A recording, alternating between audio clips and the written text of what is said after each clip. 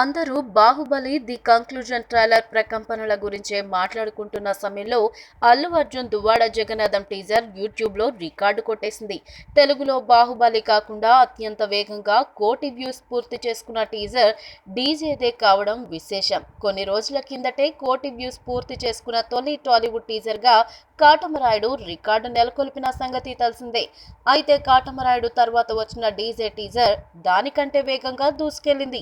Pawan teaser 10 million views పూర్తి చేసుకోవడానికి నెలకు పైగా సమయం తీసుకోగా, డీజే టీజర్ 24వ రోజుకే సరిగ్గా 555 గంటల్లో ఈ మైలురాయిని దాటింది. సౌత్ ఇండియాలో అత్యంత వేగంగా 1,00,00,000 వ్యూస్ పూర్తి చేసుకున్న మూడో టీజర్ డీజేదే కావడం మరో విశేషం. ఈ టీజర్ కు ఇప్పటిదాకా 1.75 లక్షల లైక్స్ వచ్చాయి.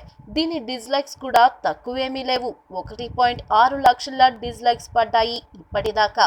ఈ టీజర్ రిలీజ్ అయినప్పటి నుంచి యాంటీ ఫ్యాన్స్ అదే పనిగా డిస్లైక్స్ కొట్టడం వివాదాస్పదమైన సంగతి తెలిసిందే.